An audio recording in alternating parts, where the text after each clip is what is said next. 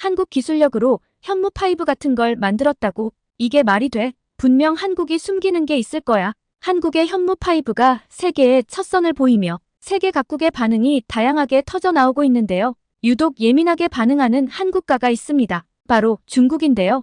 끊임없이 한국을 견제하고 또 한국을 질투하는 중국 사람들을 가까이서 본 미국의 국방 전문 매체의 기자가 있습니다. 그리고 아주 놀라운 것들을 발견했다는데요. 오늘 사연은 이 기자분이 보내주셨습니다. 어떤 사연인지 만나보도록 하겠습니다. 안녕하세요. 제 이름은 사라 톰슨이에요. 미국 국방 전문 매체인 디펜스 뉴스의 국방 전문 기자로 활동하고 있습니다. 여자인 제가 이런 직업을 택한 것이 좀 놀라워 보일 수 있겠는데요. 저는 군대 그리고 한국과 아주 특별한 인연을 가지고 있습니다. 저희 할아버지는 미 육군 대장으로 은퇴하셨고 아버지는 현재 미 공군 중장으로 복무 중이세요. 두 분 모두 한국군과 긴밀히 협력한 경험이 있으셨죠. 할아버지는 한국전쟁 당시 젊은 장교로 참전하셨고 아버지는 한미연합군 사령부에서 몇 년간 근무하셨어요. 그래서 저는 어릴 때부터 군대와 국방에 대한 이야기를 많이 들으며 자랐어요. 특히 한국에 대한 이야기를 자주 들었죠. 두 분 모두 한국군의 전문성과 헌신에 대해 높이 평가하셨어요. 그래서인지 저도 자연스럽게 군사 문제, 특히 한미동맹에 관심을 갖게 됐죠. 그날 전 여느 때와 다름없이 기사 마감에 쫓기고 있었어요. 워싱턴 DC의 작은 아파트에서 노트북을 두드리며 마지막 문장을 완성하고 있었죠. 드디어 끝났네요. 그때 시계를 보니 벌써 새벽 2시였죠. 국방 전문 기자로 일하다 보면 이런 날이 많아요. 세계 곳곳의 군사 동향을 파악하고 전문가들과 인터뷰하고 때로는 위험한 지역까지 직접 가보기도 하죠. 힘들지만 저는 이 일이 정말 좋아요. 주방으로 향하던 그때 제 노트북에서 띵 하는 소리가 들렸어요. 호기심에 노트북으로 돌아와 이메일을 확인했어요. 발신인을 보고 저는 깜짝 놀랐죠. 중국 정보원에게서 온 메일이네요. 이 시간에 무슨 일이지? 첨부 파일을 열자마자 저는 숨을 들이켰어요. 극비 문서였거든요. 중국 군사 전문가들이 한국의 신형 미사일 현무5에 대해 작성한 보고서였죠. 이게 무슨 핵무기보다 위험하다라고요? 믿기지 않아 여러 번 읽어봤어요. 하지만 틀림없었죠. 중국 전문가들은 정말로 현무5를 그렇게 평가하고 있었어요. 저는 한국에 우호적이지 않지만 이상했어요. 이건 너무 과장된 거 아닐까요? 확인해봐야겠어요. 저는 바로 중국의 군사 전문가 친구에게 이메일을 보냈죠. 리 박사님, 혹시 현무5에 대해 들어보셨나요? 중국에서는 어떻게 평가하고 있죠? 답장은 금방 왔어요. 하지만 내용이 좀 이상했죠. 사라, 그건 매우 민감한 주제예요. 공식적으로 말할 수 없어요. 다만 우리 모두가 주목하고 있다는 것만 알아두세요. 이 대답을 듣고 저는 더욱 호기심이 생겼어요. 직접 가봐야겠어요. 한국에 말이죠. 결심을 하고 나니 갑자기 힘이 나더라고요. 피곤함도 잊은 채 서둘러 짐을 챙기기 시작했어요. 노트북, 카메라, 녹음기 그리고 현무5에 대한 모든 공개 자료들을 프린트해서 챙겼죠. 보스한테 연락해야겠어요. 전화기를 들고 편집장에게 전화를 걸었어요. 새벽 3시가 다 되어가는 시간이었지만 우리 업계에선 이런 게 흔한 일이에요. 보스, 네, 사라예요. 죄송해요. 이렇게 늦게 전화드려서. 네, 중요한 일이에요. 한국의 신형 미사일 현무5에 대한 중요한 정보를 입수했어요. 네, 맞아요. 직접 가서 취재하고 싶어요. 네? 정말요? 감사합니다. 최대한 빨리 보고 드리겠습니다. 통화를 마치고 나서 저는 흥분을 감출 수 없었어요. 편집장이 바로 허락을 해주셨거든요. 이제 정말 한국에 가는 거예요. 드디어 큰 특종을 잡을 수 있을지도 몰라요. 서둘러 공항으로 향했어요. 다행히 새벽 비행기를 탈 수 있었죠. 비행기를 타는 동안에도 머릿속은 온통 현무5로 가득했어요. 대체 이 미사일이 뭐길래 중국을 이렇게 두렵게 만드는 걸까요? 비행기가 이륙하고 저는 노트북을 펴고 자료를 정리하기 시작했어요. 현무5에 대해 알려진 정보는 많지 않았죠. 한국이 독자 개발한 초음속 순항 미사일이라는 것 정도? 초음속이라 그래봤자 얼마나 빠를 수 있겠어요? 하지만 중국의 반응을 보면 분명 뭔가 특별한 게 있을 거예요. 저는 질문 목록을 적기 시작했죠. 현무5의 실제 속도는 얼마나 되나요? 정확도는 어느 정도인가요? 어떤 기술이 적용되었을까요? 왜 중국이 이토록 민감하게 반응하는 걸까요? 질문을 적으면서 저는 점점 더 흥분되기 시작했어요. 이건 단순한 무기 이상의 의미가 있을 것 같아요. 동북아 전체의 힘의 균형을 바꿀 수도 있겠죠. 비행기 안에서 잠깐 눈을 붙이고 나니 어느새 인천공항에 도착했어요. 저는 생각했던 한국과 너무 달라서 깜짝 놀랐어요. 서울행 리무진 버스를 타면서 저는 창밖으로 펼쳐지는 한국의 풍경을 감상했죠. 와, 정말 발전했네요. 마지막으로 왔을 때와는 또 달라요. 서울 도심에 들어서자 고층 빌딩들이 눈에 들어왔어요. IT 강국다운 첨단 기술의 향기가 느껴지는 듯 했죠. 이런 나라에서 만든 미사일이라니 뭔가 특별할지도 몰라요. 호텔에 도착해서 짐을 풀고 나니 이제 본격적인 취재 준비를 해야 했어요. 노트북을 켜고 한국 국방부 홈페이지부터 뒤져보기 시작했죠. 공식 자료로는 부족해요. 내부 소식통이 필요하겠어요. 예전에 알고 지내던 한국 국방부 관계자에게 연락을 취했어요. 다행히 그분이 인터뷰에 응해주기로 했죠. 네, 김 과장님 정말 감사합니다. 내일 오전 10시에 뵙겠습니다. 전화를 끊고 나서 저는 깊은 숨을 내쉬었어요. 이제 첫 단추를 끼운 거죠. 내일이 기대되네요. 과연 어떤 이야기를 들을 수 있을까요? 잠자리에 들면서도 저는 설렘을 감출 수 없었어요. 현무5의 비밀 그리고 그 뒤에 숨겨진 이야기들 모든 것을 밝혀낼 자신이 있었죠. 잘 자요. 서울 내일은 정말 긴 하루가 될 것 같아요. 눈을 감으면서도 저는 미소 짓고 있었어요. 기자로서 이런 순간이 가장 행복하거든요. 세상에 알려지지 않은 진실을 찾아내는 그 짜릿함. 그걸 위해 살아온 거나 다름없죠. 아침 일찍 일어났어요. 잠은 거의 못 잤지만 흥분된 마음에 피곤함도 잊은 채 서둘러 준비를 했죠. 오늘은 꼭 뭔가를 알아내고 말 거예요.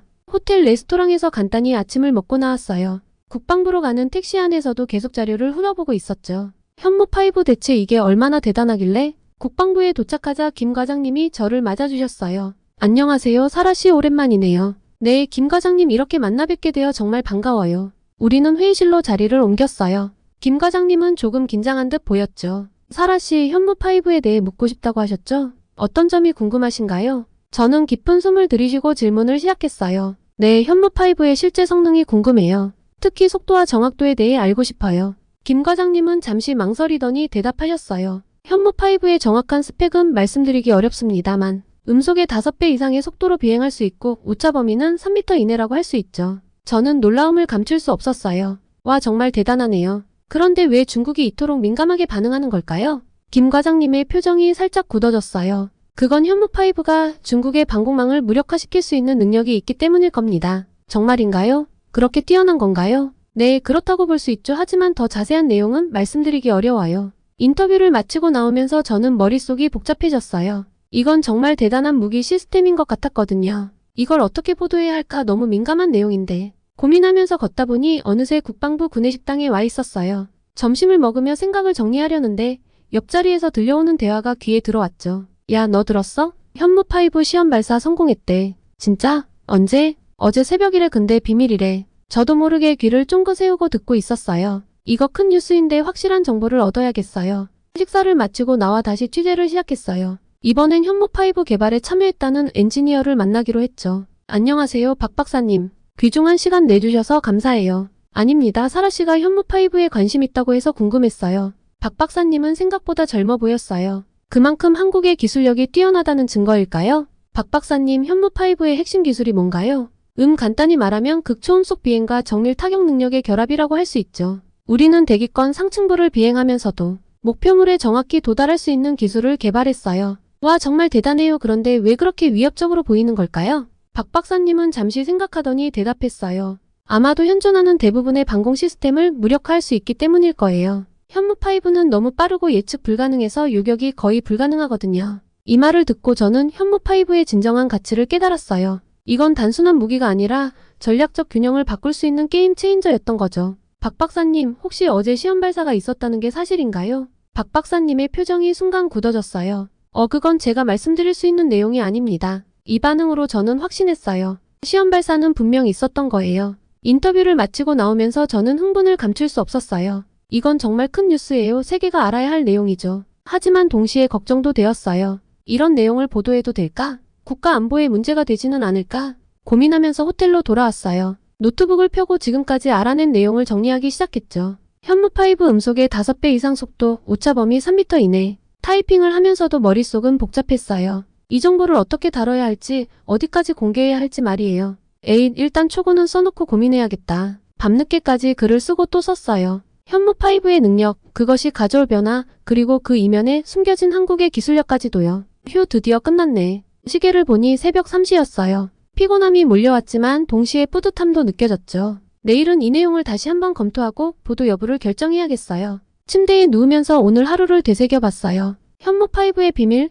그리고 그 뒤에 숨겨진 이야기들과 아직 풀리지 않은 의문들도 많았죠. 그렇게 아침에 일어나자마자 저는 어제 쓴 기사를 다시 읽어봤어요. 잠을 자고 나니 새로운 시각으로 볼 수 있더라고요. 이 정도면 괜찮을 것 같아요. 하지만 좀 더 확실한 증거가 필요해요. 서둘러 준비를 마치고 국방부로 향했어요. 오늘은 공식 브리핑이 있는 날이었거든요. 오늘은 꼭 결정적인 정보를 얻어내고 말 거야. 국방부 브리핑실에 도착하니 이미 많은 기자들이 와 있었어요.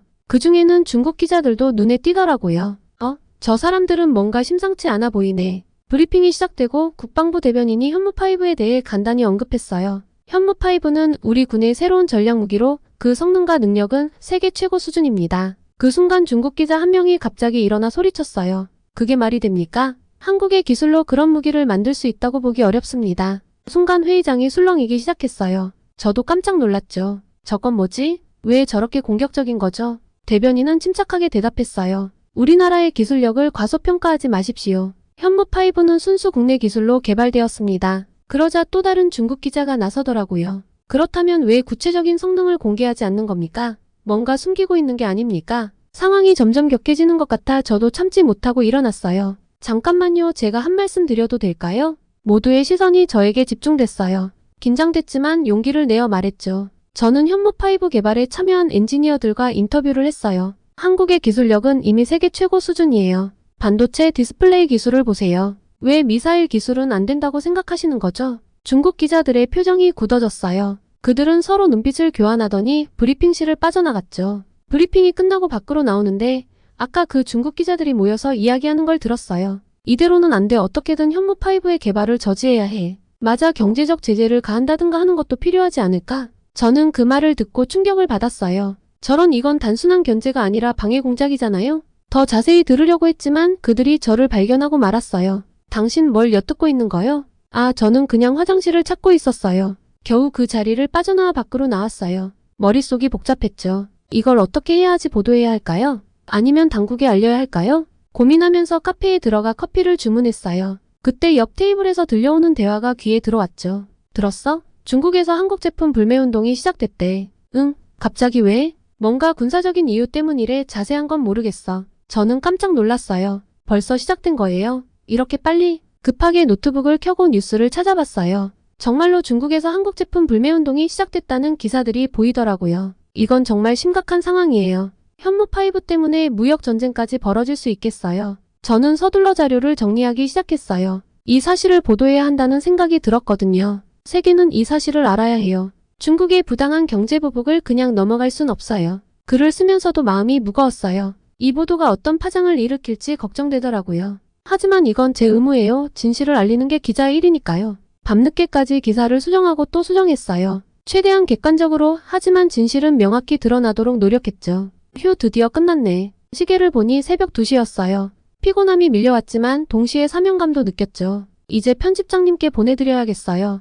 그 전에 한 번만 더 검토해볼까? 다시 한번 기사를 읽어내려갔어요. 현무5의 능력, 중국의 반응, 그리고 시작된 경제 보복까지요. 모든 내용이 사실에 근거했고 객관성을 유지하고 있었죠. 좋아요, 이 정도면 괜찮을 것 같아. 기사를 보내고 나서 침대에 누웠어요. 하지만 쉽게 잠이 오지 않았죠. 시차 탓인가 하고 한참 중얼거리다가 까무룩 잠이 들었습니다. 아침에 일어나자마자 휴대폰을 확인했어요. 밤새 수많은 알림이 와 있더라고요. 눈을 비비며 화면을 들여다봤죠. 어머, 이게 무슨 일이지? 제가 평소 보는 뉴스 사이트들의 놀라운 기사 제목들이 눈에 들어왔어요. 믿기지 않는 내용들이었습니다. 한국 비밀리에 핵무기 개발 완료. 현무5 사실은 핵탄 2 탑재 가능. 한국의 핵무장 동북아 평화 위협. 이게 대체 무슨 소리지? 어제까지만 해도 이런 얘기는 없었는데 머리가 복잡해졌어요. 어제까지 취재한 내용과는 완전히 다른 이야기였거든요. 현무5는 분명 재래식 무기였고 한국이 핵무기를 개발했다는 증거는 어디에도 없었어요. 이건 뭔가 잘못됐어. 확실히 확인해봐야겠어.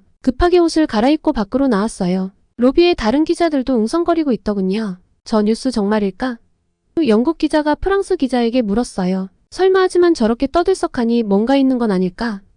프랑스 기자가 대답했죠. 저는 기자들의 대화를 들으며 걱정이 되기 시작했어요. 이런 소문이 퍼지면 한국의 이미지에 큰 타격을 줄 수 있을 것 같았거든요. 서둘러 국방부로 향했어요. 가는 길에 여러 전문가들에게 전화를 걸어 상황을 파악하려 했죠. 박 박사님, 이 뉴스들 보셨어요? 정말인가요? 아니요, 사라씨, 그건 완전히 거짓 정보예요. 현무5는 재래식 무기이고 우리나라는 핵무기를 개발한 적이 없어요. 누군가 의도적으로 허위 정보를 퍼뜨리고 있는 것 같아요. 박 박사님의 말씀을 듣고 조금 안심이 됐어요. 하지만 동시에 더 큰 의문이 생겼죠. 그렇다면 왜 이런 거짓 정보를 퍼뜨리는 걸까요? 누구의 이익을 위해서죠? 글쎄요, 아마도 현무5의 개발을 저지하거나 한국의 이미지를 실추시키려는 세력이 있는 것 같아요. 조심하세요. 사라씨, 이건 단순한 오보가 아니라 정보전이에요. 박 박사님의 말씀을 듣고 등골이 서늘해졌어요. 이건 제가 생각했던 것보다 훨씬 더 복잡한 상황인 것 같았거든요. 다른 전문가들의 의견도 비슷했어요. 모두 이 뉴스가 허위라고 말하더라고요.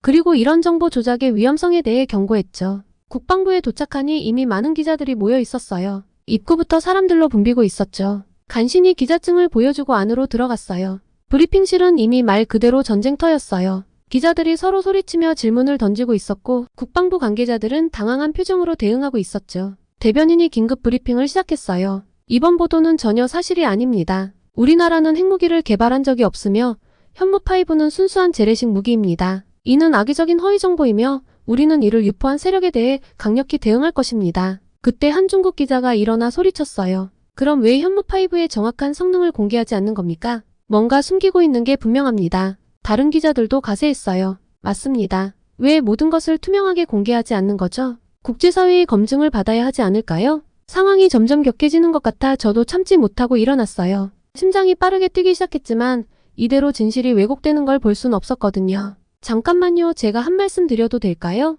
순간 브리핑실이 조용해졌어요. 모두의 시선이 저에게 집중됐죠. 무척 긴장됐지만 용기를 내어 말했어요. 저는 현무5 개발 과정을 취재했어요. 국제 전문가들의 검증도 받았고요. 현무5는 분명 재래식 무기입니다. 핵무기와는 전혀 관계가 없어요. 그리고 정확한 성능을 공개하지 않는 것은 군사기밀 보호를 위해서입니다. 이는 어느 나라나 마찬가지예요. 잠시 정적이 흘렀어요. 그러다 한 한국 기자가 박수를 치기 시작했고 이내 다른 기자들도 동참했죠. 하지만 중국 기자들의 표정은 굳어 있었어요. 브리핑이 끝나고 밖으로 나오는데 한 한국 기자가 다가왔어요. 사라 씨 대단해요. 어떻게 그렇게 자신 있게 말할 수 있었어요? 사실을 알고 있으니까요. 그리고 이런 허위 정보가 퍼지는 걸 그냥 볼 순 없었어요. 우리 모두 진실을 추구해야 하지 않을까요?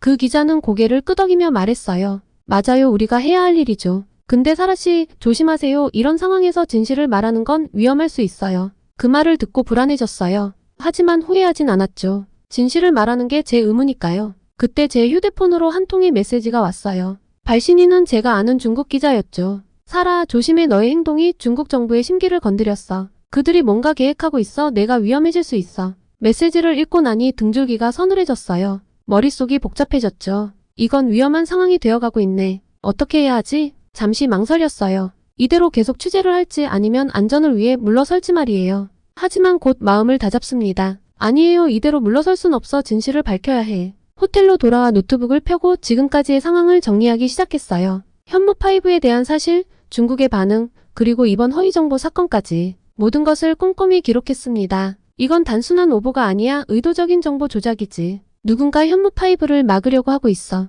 글을 쓰면서 점점 더 확신이 들었어요. 이건 단순한 군사기술의 문제가 아니라 국제적인 정보전이었던 거예요. 세계는 이 사실을 알아야 해. 이런 식의 정보 조작이 얼마나 위험한지 모두가 알아야 하지. 밤늦게까지 기사를 쓰고 또 썼어요. 모든 내용을 사실에 근거해 객관적으로 작성하려고 노력했죠. 현무5의 실제 성능, 핵무기 의혹의 허위성, 그리고 이런 정보 조작의 위험성까지 모든 것을 담으려고 했어요. 드디어 끝났네. 시계를 보니 새벽 3시였어요. 피곤함이 밀려왔지만 동시에 사명감도 느꼈습니다. 다시 한번 기사를 읽어 내려갔어요. 모든 내용이 명확하게 전달되고 있는지 꼼꼼히 확인했죠. 좋아, 이 정도면 괜찮을 것 같아. 기사를 보내고 나서 침대에 누웠어요. 하지만 쉽게 잠이 오지 않았죠. 오늘 있었던 일들이 계속 머릿속을 맴돌았습니다. 걱정도 되고 두렵기도 했어요. 그 중국 기자의 경고가 자꾸 떠올랐거든요. 하지만 한편으로는 더 큰 사명감을 느꼈습니다. 그렇게 아침 일찍 눈을 떴어요. 사실 제대로 잠을 이루지 못했죠. 어제의 사건들이 계속 머릿속을 맴돌았거든요.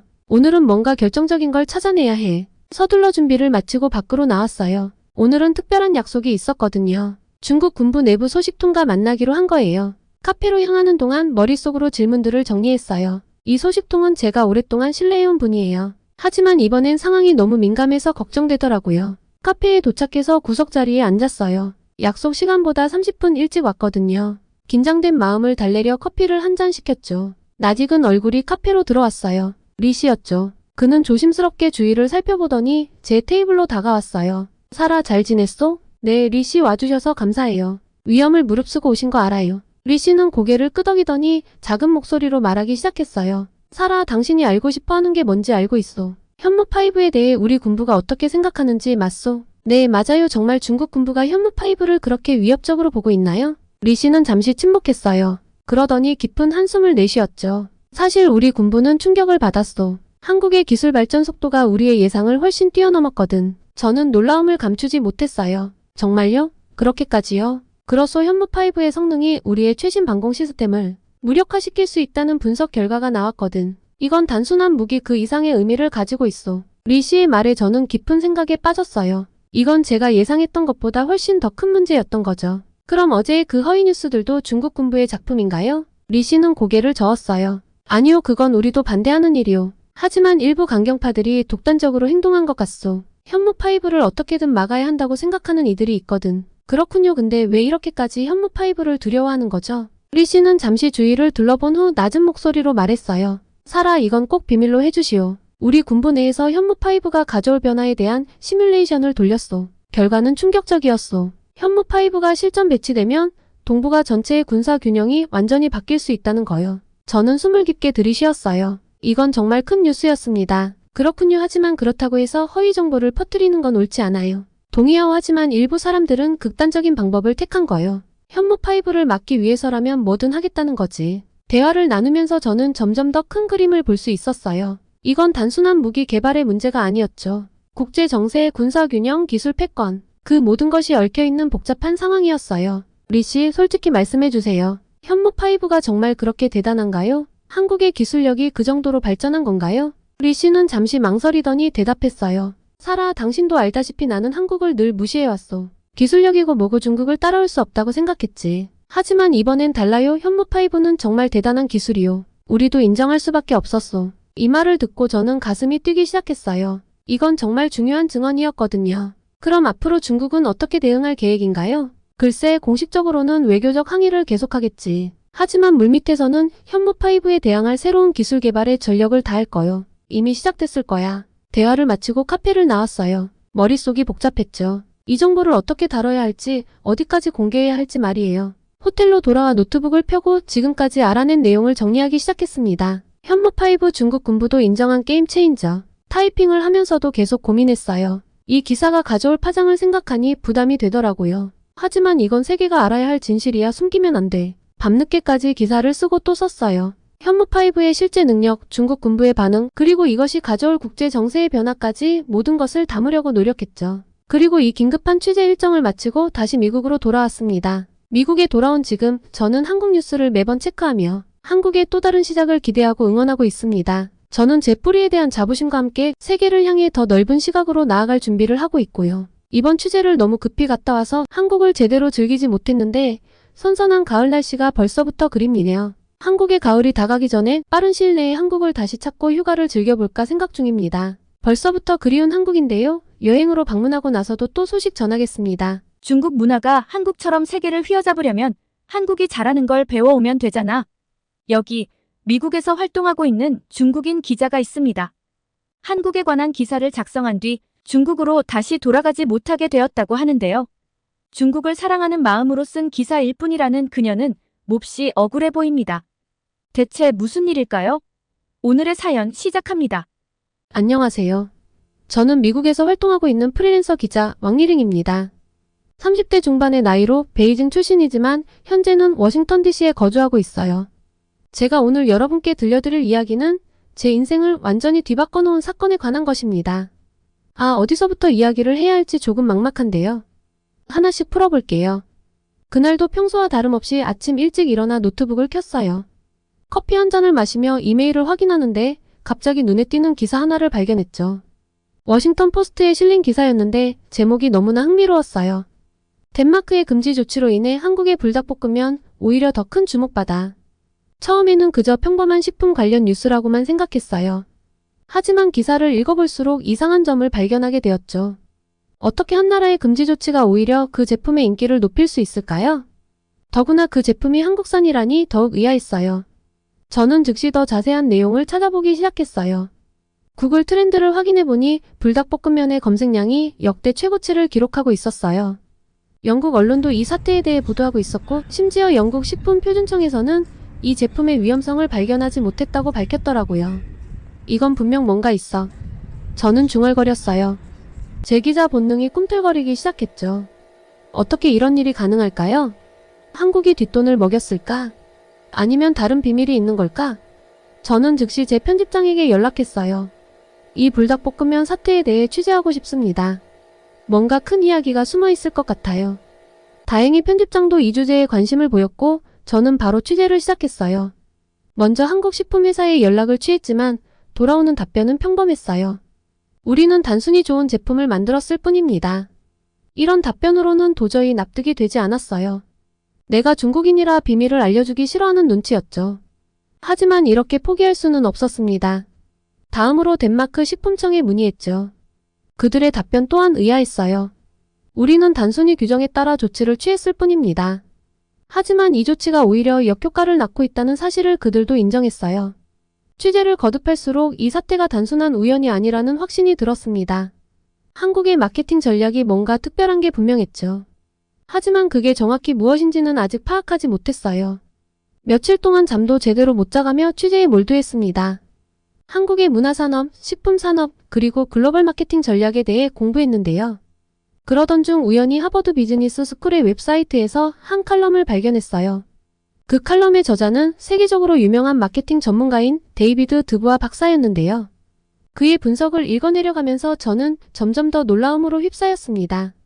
한국의 K브랜드 전략이 단순한 우연이 아니라 치밀한 계획과 독특한 문화적 특성의 결과라는 것을 알게 되었거든요. 이거야, 바로 이거야. 저는 흥분해서 소리쳤어요. 드디어 제가 찾던 퍼즐의 마지막 조각을 발견한 것 같았거든요. 하지만 동시에 가슴 한편으로는 묘한 감정이 일었어요. 왜 중국은 이런 전략을 세우지 못했을까? 우리도 충분히 할 수 있었을 텐데. 그런 생각이 들자 갑자기 우울해졌어요. 미국에 와서 요새 매일 느끼거든요. 중국의 이미지가 그다지 좋지 않다는 걸요. 같은 동양인인데 한국인들은 환대받고 중국인이라고 하면 색안경을 끼고 보는. 요새 미국 사회의 분위기가 영 마음에 들지 않는 요즘입니다. 그래도 저는 프로페셔널한 기자로서 이 사실을 객관적으로 보도해야 한다고 생각했어요.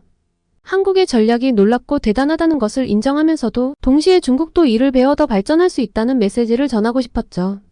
무엇보다 제가 사랑하는 중국이 한국을 배워서 중국 문화의 우수함도 더 널리 세계로 뻗어나갔으면 하는 순수한 마음이었습니다.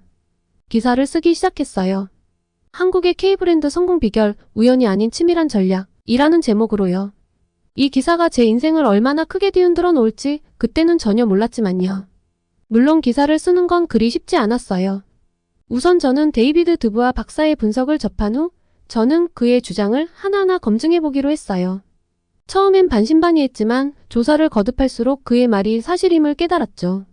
드부아 박사는 한국이 지난 20년간 문화 강국으로 부상했다고 말했어요. 한국의 음악, 영화, 드라마뿐만 아니라 현대 미술, 게임 산업, 심지어 뷰티 시장까지 모든 분야에서 한국이 눈부신 성과를 거두고 있다는 거예요. 처음엔 설마 라고 생각했어요. 하지만 실제 데이터를 찾아보니 정말 그랬어요. 특히 2030년까지 183억 2천만 달러 규모로 성장할 것으로 예상되는 뷰티 시장의 전망에 놀랐죠. 중국의 화장품 시장도 크지만 한국의 성장세는 정말 대단했어요. 특히 한국산 제품은 프리미엄 라인으로 팔리고 있다는 것이 대단했죠. 그런데 더 놀라운 건 그 다음이었어요. 드부아 박사는 이 모든 게 우연이 아니라고 말하는 거예요. 1994년 영화 쥬라기 공원의 흥행 수익이 현대차 150만 대 판매와 맞먹는다는 보고서를 본 한국 정부가 문화산업에 대대적인 투자를 시작했다는 거예요. 이런 걸 중국 사람들은 까맣게 모르고 있었구나. 저도 모르게 중얼거렸어요. 한 영화의 흥행 실적을 보고 국가 전략을 바꾸다니 정말 대단하더라고요. 게다가 2022년 기준으로 한국 문화부의 예산이 60억 5천만 달러나 된다니 프랑스보다 30%나 많은 금액이라는 사실에 또 한 번 놀랄 수밖에 없었습니다. 이렇게 강력한 정부 차원의 투자가 있어서 세계를 한국 문화로 정복을 할 수 있었던 것이겠죠. 드부아 박사의 분석은 계속됐어요. 한국은 재미있고 빠른 소비자 발견 국가라고 하던데요. 카카오톡의 선물 기능을 예로 들며 새로운 브랜드를 발견하는 것을 신나는 경험으로 만든다고 설명하더라고요.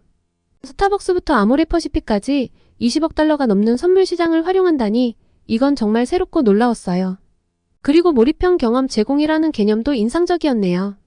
패션 브랜드가 베이커리 카페를 열고 화장품 회사가 미술관을 여는 이유가 바로 이 때문이라고 해요. 심지어 웹툰에 음향 효과를 넣어 만화 읽는 경험 자체를 바꿔버렸다니 참신한 아이디어가 돋보였습니다. 이런 전략으로 2022년 기준 전 세계 만화 시장에 25%를 차지했다는 사실에 또 한 번 충격을 받았어요. 그리고 한국의 K-팝에 대한 분석도 흥미로웠는데요. 청각적 요소인 음악에 촉각과 시각을 어필하는 퍼포먼스를 더해 브랜드 매력을 높인다는 거예요. 실제로 K-팝 검색의 이미지 비율이 일반 웹 검색보다 2배나 높다고 하더라고요. 이래서 명품 브랜드들이 K-팝 스타들과 계약하는 거였군요. 중국의 C팝도 결코 뒤처지지 않는 멋진 능력자들이 있는데 이런 전략이 없으니 세계로 나가지 못하는 것이 아닐까 싶었습니다. 여기에 한 몫을 더해 한국 기업들의 실험 정신까지 기여를 했더라고요. 서울이 전 세계에서 가장 많은 팝업 스토어가 있는 도시라는 사실도 처음 알았죠. 2022년에만 250개 이상의 팝업 스토어가 열렸다니 이를 통해 이렇게 빠르게 새로운 걸 시도하고 테스트하는 문화가 부럽기도 했어요. 중국은 이 정도는 아니거든요. 아무래도 대륙이 넓다 보니 뭔가 유행이 번지려면 시간이 오래 필요하기도 하고요. 마지막으로 콘텐츠 제작 능력. 맞아요. 이걸 한국이 잘하죠. 중국은 힘들어하고요. 삼성이 단편 영화를 만들고 편의점 브랜드가 드라마를 만든다니 이건 정말 충격이었어요. 시장은 반드시 스크린을 통해 보여줘야 한다는 전략은 너무나 혁신적이어서 반드시 중국이 한국에서 배워야 하지 않을까 싶었어요. 이 모든 걸 알게 되면서 저는 점점 더 한국의 전략에 감탄하게 됐어요. 동시에 질투심도 생겼죠. 왜 우리 중국은 이런 전략을 쓰지 못했을까? 하는 생각이 자꾸 들었어요. 하지만 한편으로는 이런 한국의 전략을 배우면 중국도 더 발전할 수 있지 않을까 하는 희망도 생겼죠. 제가 좀 긍정적이죠? 다 생각하기 나름이니까요. 드부와 박사가 제시한 4가지 질문인 브랜드를 눈에 띄게 만드는 방법, 몰입감 제공, 새로운 실험, 미디어 자산 활용까지 모든 게 중국 기업들에게도 적용될 수 있을 것 같았거든요. 한국이 있는데 중국이 못할 리 없잖아요. 이 모든 내용을 정리하면서 저는 한국의 성공이 결코 우연이 아니었다는 걸 깨달았어요. 한국인들의 빠른 도전 정신, 새로운 것을 받아들이는 속도, 독창성까지 모든 것이 어우러져 한국을 글로벌 무대의 강자로 만든 거죠. 이제 이 내용을 어떻게 기사화할지 고민이었습니다.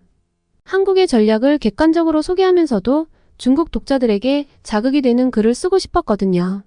이건 단순한 기사가 아니라 우리 중국의 미래를 위한 제안이 될 수 있을 것 같다는 생각으로 얼마나 두근거렸는지 몰라요. 기사를 발행하고 나서 저는 긴장된 마음으로 반응을 기다렸죠. 심장이 터질 것 같았어요. 중국의 문화도 한국처럼 세계적으로 인정받았으면 하는 바람으로 썼지만 독자들이 내 생각을 잘 이해해줄지 기대가 되는 한편 걱정도 되었거든요. 처음 몇 시간은 조용했어요. 그런데 갑자기 제 SNS 계정으로 알림이 쏟아지기 시작했죠. 처음엔 단순한 관심인 줄 알았는데 댓글을 보고 깜짝 놀랐어요. 왕리링 너 매국노야? 한국 돈에 넘어간 거냐? 우리나라를 모욕하는 기사를 어떻게 쓸 수 있어? 온통 비난 일색이었어요. 제가 의도했던 바와는 전혀 다르게 받아들여진 것 같았죠. 일부 독자들은 제 기사를 자세히 읽지도 않은 채 무조건적으로 비난하고 있었어요. 잠깐만요, 여러분.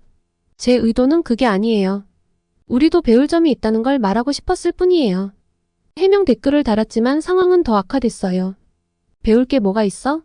우리 문화가 최고야. 한국은 중국이 없었으면 제대로 발전할 수도 없는 나라였다고. 그런데 한국을 배우라고 해?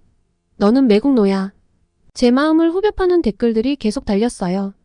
댓글이 달리는 알람 소리가 쉼없이 울려 우선 휴대폰을 무음으로 바꿔놓았습니다. 심장이 벌렁거려서 숨을 제대로 쉴 수도 없었죠. 문제는 이 사태가 점점 더 심각해졌다는 것입니다. 누군가 제 개인정보를 SNS에 올리기 시작한 거예요. 저의 집 주소, 전화번호, 심지어 가족 사진까지 대체 어떻게 알고 이렇게 다 퍼뜨리는 건지 당황스럽기 그지없었어요. 제 의사와 상관없이 순식간에 제 사생활이 만천하에 공개됐죠. 전화벨이 쉴 새 없이 울렸어요. 모르는 번호에서 걸려오는 전화들은 엄청난 공포였습니다. 혹시나 해서 전화를 받아보면 욕설과 협박이 이어졌죠. 너 같은 배신자는 중국에 발도 들이지 마. 미국에 산다며? 미국 음식을 먹고 뇌가 어떻게 되어버린 거냐? 이메일함도 마찬가지였어요. 수백 통의 증오 메일이 쏟아졌죠.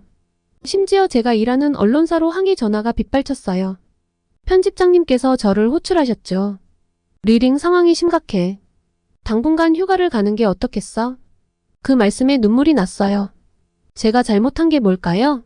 단지 우리나라의 발전을 위해 쓴 기사였을 뿐인데 왜 제 순수한 애국심을 아무도 몰라줄까요? 집에 돌아와 인터넷을 보니 제 이름이 실시간 검색어에 올라 있더라고요. 매국노 왕리링이라는 해시태그가 트렌드였어요. 유명 연예인들까지 나서서 저를 비난하고 있었죠.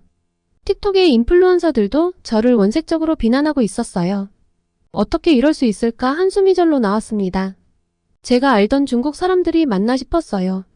이성적인 토론은 찾아볼 수 없고 오직 감정적인 반응만 가득했죠. 며칠 동안 집 밖으로 나가지 못했어요. 창문을 열 때마다 누군가 지켜보고 있는 것 같은 환각에 시달렸습니다. 저와 굉장히 친했던 중국인 친구들에게 연락했지만 그들도 다른 사람들과 다를 바가 없었습니다. 대부분 네가 잘못했어라고 하더라고요. 그때 문득 드는 생각이 있었어요. 이게 바로 우리나라의 문제인가? 타국의 장점을 인정하고 배우려는 자세는 찾아볼 수 없고 무조건적인 애국심만 강요하는 분위기. 이래서 우리가 발전하지 못하는 건 아닐까? 점점 중국 사회에 대한 회의감이 들기 시작했어요. 제가 사랑하는 조국이었지만 이런 모습은 정말 실망스러웠죠. 비판적 사고나 건설적인 토론은 찾아볼 수 없고 오직 맹목적인 애국심만 강요하는 것 같았어요. 그러던 어느 날 한 통의 메일을 받았습니다. 익명의 독자였는데 당신 기사에 완전히 동의합니다. 우리도 변해야 해요. 하지만 지금 중국에서는 이런 말을 할 수 없어요. 현실을 알려줘서 감사합니다. 라고 적혀 있었죠. 그 메일을 읽고 울컥했어요. 제 의도를 정확히 이해해준 사람이 있다는 사실에 위로를 받았죠. 동시에 더 큰 책임감도 느꼈어요. 나 같은 사람이 목소리를 내야 해. 그래야 우리나라가 더 나아질 수 있어. 하지만 현실은 녹록지 않았어요. 이미 찍힌 매국노라는 낙인을 어떻게 지워야 할지, 앞으로 어떻게 살아가야 할지 모든 게 막막하기만 했습니다. 우선 저는 편집장님의 말대로 이메일도 SNS 계정도 보지 말고 우선 휴가를 떠나기로 했어요. 휴가지는 바로 한국이었습니다. 직접 가서 확인해보고 싶은 것들이 많았거든요. 한국에 도착한 순간 저는 마치 다른 세상에 온 것 같았어요. 인천공항의 첨단 시설에 먼저 놀랐고 서울로 향하는 길에 보이는 깔끔한 도시 풍경에 또 한 번 놀랐죠. 호텔에 짐을 풀자마자 강남으로 향했어요. 그곳에서 본 광경은 정말 충격적이었는데요. 화려한 간판들, 세련된 사람들, 그리고 곳곳에 보이는 최신 기술들까지 중국과는 비교할 수가 없었죠. 마치 미래 도시에 온 것 같은 착각이 들었습니다. 그리고 K-팝 아이돌 굿즈 샵에 들렀는데 그 규모에 또 한 번 놀랐어요. 단순히 CD나 포스터를 파는 게 아니라 아이돌과 관련된 모든 것을 판매하고 있더라고요. 심지어 아이돌의 목소리로 알람을 설정할 수 있는 앱도 있었어요. 이게 바로 드부와 박사가 말한 몰입형 경험이구나 싶었죠. 그리고 길을 걷다 우연히 드라마 촬영 현장을 목격했는데 수많은 팬들이 모여 있었거든요. 그런데 놀랍게도 외국인들이 더 많았어요. 전 세계 사람들이 한국 드라마에 열광하는 모습을 직접 보니 한국 문화의 영향력을 실감할 수 있었죠. 저렇게 세계인에게 사랑받는 한국 문화가 그저 부럽기만 했습니다. 그리고 명동으로 이동을 했다가 저는 참 씁쓸한 광경을 보았습니다. 거리 곳곳에 화장품 가게가 있었는데 모든 매장이 사람들로 북적였어요. 특히 중국인 관광객들이 정말 많더라고요.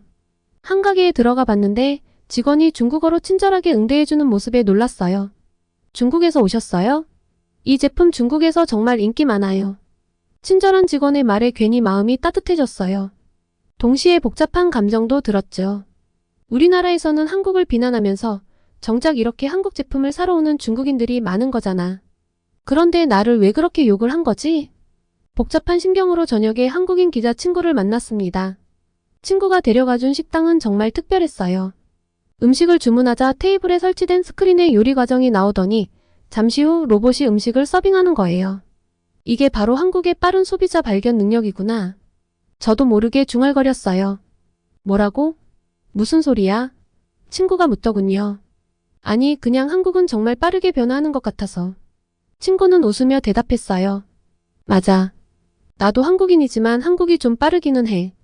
나도 가끔은 그 속도를 따라가기 힘들 때가 있어.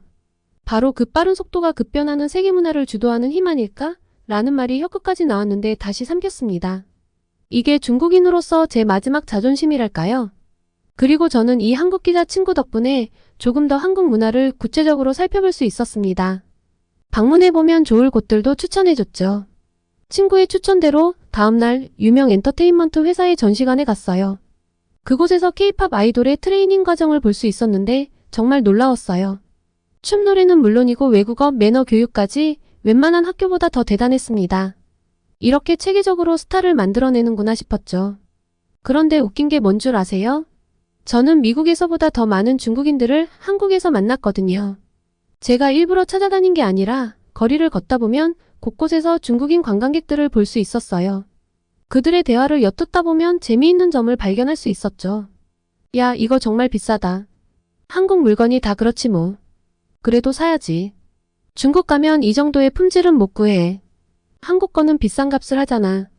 겉으로는 불평하면서도 결국 지갑을 여는 모습에 절로 실소가 나왔습니다. 그들의 모습에서 억눌린 욕망을 볼 수 있었죠. 한국 문화를 좋아하면서도 그걸 솔직히 표현하지 못하는 뒤틀린 마음이요.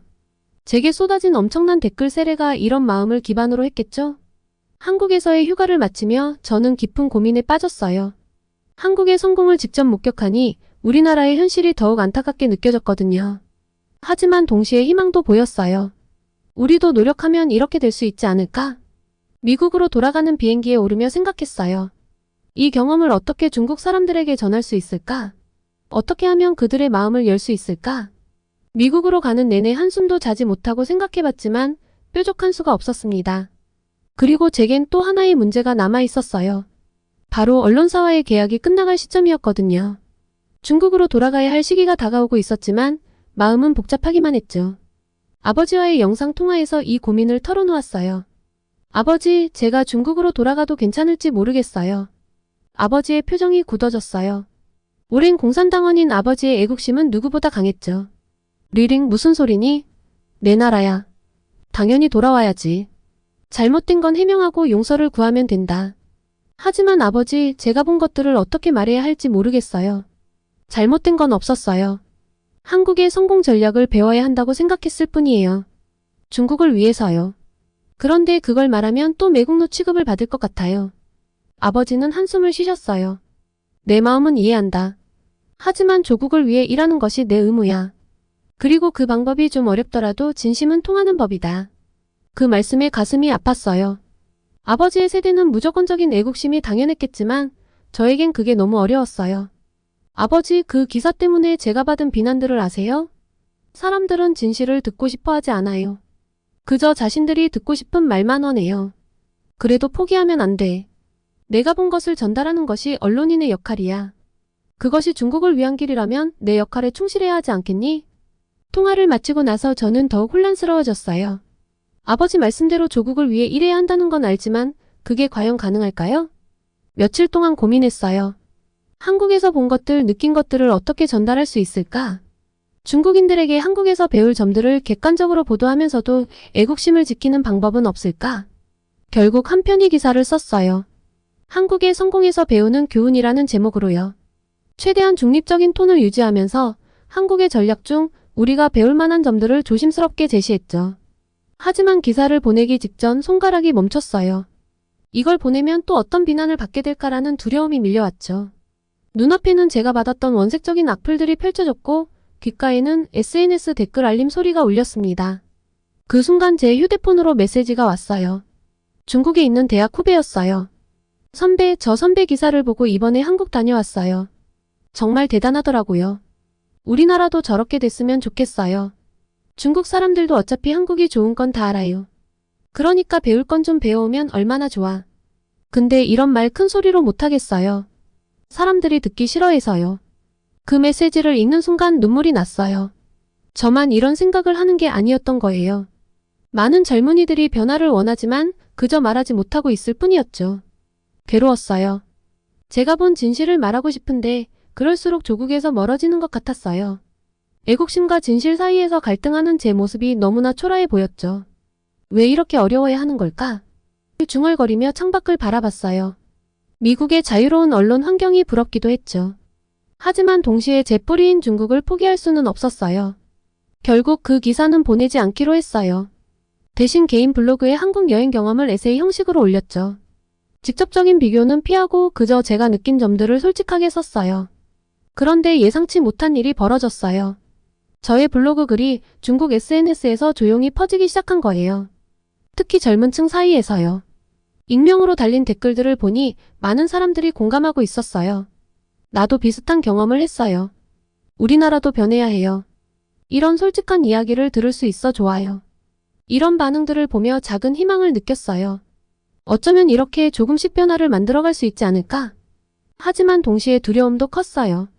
이 글이 더 퍼지면 또다시 비난의 대상이 될 수도 있겠죠.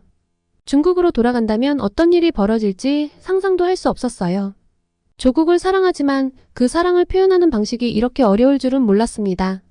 진실을 말하는 것이 애국이라고 생각했는데 현실은 그렇지 않았어요. 아버지 죄송해요. 제가 생각한 애국이 아버지의 애국과는 다른가 봐요. 혼잣말로 중얼거리며 저는 앞으로의 길을 고민했습니다. 중국으로 돌아가 싸울 것인가 아니면 이곳에 남아 밖에서 영향을 미칠 것인가? 쉽게 답을 내릴 수 없는 무거운 질문이었습니다. 결국 저는 중국으로 돌아가지 않기로 결심했어요. 가슴 아픈 선택이었지만 제가 할 수 있는 최선의 결정이라고 믿었죠. 미국에 남아 객관적인 시각으로 세계를 바라보고 그 안에서 한국과 중국 그리고 세계 각국의 장단점을 분석하고 전달하는 것. 그것이 제가 찾은 새로운 사명이었습니다. 워싱턴 DC의 작은 아파트에서 새 삶을 시작했어요. 프리랜서 칼럼니스트로 활동하며 주로 동아시아 문화와 경제에 대해 글을 썼죠. 특히 한국의 마케팅 전략과 문화산업의 성공 사례를 자주 다뤘어요. 물론 중국에 대한 글도 잊지 않았습니다.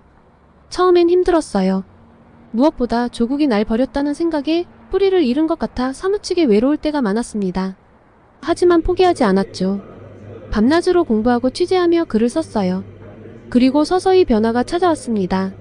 제 글이 미국의 유명 매체들에 실리기 시작했어요. 동아시아 전문가 왕리링의 날카로운 통찰이란 평가와 함께요. 특히 한국의 성공 전략을 분석한 칼럼 시리즈가 큰 호응을 얻었죠. 한국의 성공은 우연이 아닙니다.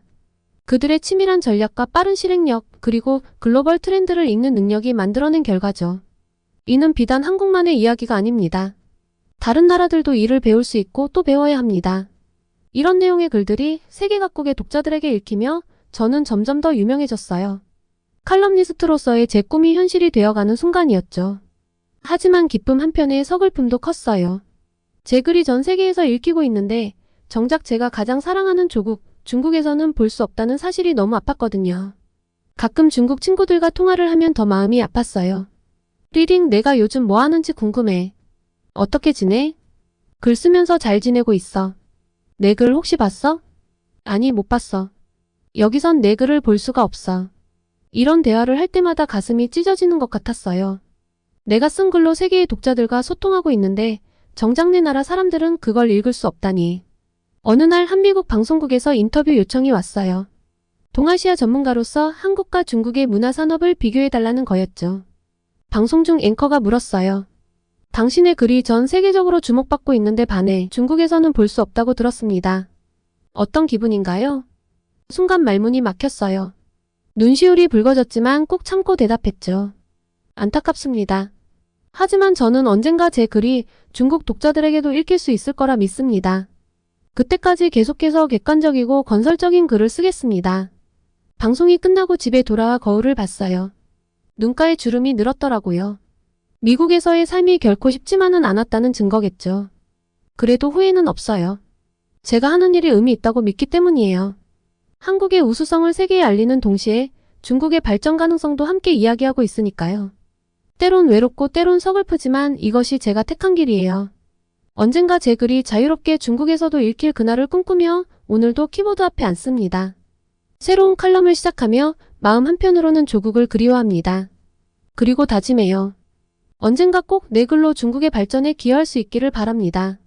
너무나 부러운 한국분들, 제 이야기를 들어주셔서 감사합니다. 오늘은 한국 국군이 날 행사를 취재하며 한국의 국방력에 감탄을 금치 못한 미국 기자의 사연, 그리고 한류의 비밀을 밝혀낸 중국 기자의 사연을 전해드렸습니다. 오늘의 사연이 마음에 드셨다면 구독과 좋아요를 눌러주세요. 여러분의 구독과 좋아요는 계속해서 좋은 사연을 소개할 수 있는 힘이 됩니다. 이상 감동저장소였습니다. 아야코, 너 지금 저 한국 남자애한테 완전 속고 있어. 쟤는 일본을 싫어하는데 너를 좋아한다는 게 말이 된다고 생각해? 그리고 너네 아빠 문제는 어떻게 할래? 일본 자민당 국회의원 딸이 저렇게 한국을 좋아하는 남자랑 사귄다고 이야기하면 너희 아버지 얼굴 볼만하겠다. 일본 최고의 명문대로 꼽히는 도쿄대학교의 캠퍼스, 비아냥대는 일본인 남성의 이야기에 아리따운 일본 여대생이 그만 눈물을 흘리고 마는데요. 도쿄대학교를 발칵 뒤집어 놓았던 오늘의 사연 시작합니다. 안녕하세요. 저는 일본 도쿄에 거주 중이고 현재 도쿄대학교 2학년 학생인 아야코라고 합니다. 제 사정 탓에 본명으로 인사드리지 못해 아쉬운데 그래도 이렇게나마 한국분들께 제 이야기를 들려드릴 수 있어 기뻐요. 저는 곧 인생 최초의 한국 여행을 앞두고 있고 이번 상반기 도쿄대 학우들 사이에서 꽤나 이름이 오르내린 엄청난 사건의 주인공입니다. 제가 사실 이렇게 친구들과 온갖 인터넷 게시판에 오르내리는 사람이 될 줄은 몰랐는데요. 그런 건 연예인이거나 인플루언서거나 아니면 엄청난 사고뭉치인 사람에게만 해당된다고 생각했거든요. 그런데 제 한국인 남자친구를 만나 어쩌다 보니 정말 올해 상반기를 너무나 뜨겁게 보내버렸네요. 한국 여행을 앞두고 그간의 일도 정리해볼 겸 한국 여행을 앞두고 설레는 마음을 담아 이렇게 메일을 보냅니다. 제게 벌어진 사건들을 이야기하려면 조금 옛날로 먼저 가야 할 것 같네요.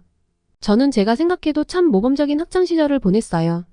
애들이 넌 정말 독하다고 혀를 내두를 만큼 열심히 공부했거든요. 일본은 한국과 달리 동아리 부활동도 굉장히 중요한데 악기 연주도 수준급으로 할 만큼 정말 열심히 했고요. 제가 지역 명문고를 다녀서 친구들도 하나같이 유능하고 똑똑했지만 저는 누구나 인정하는 악발이었어요.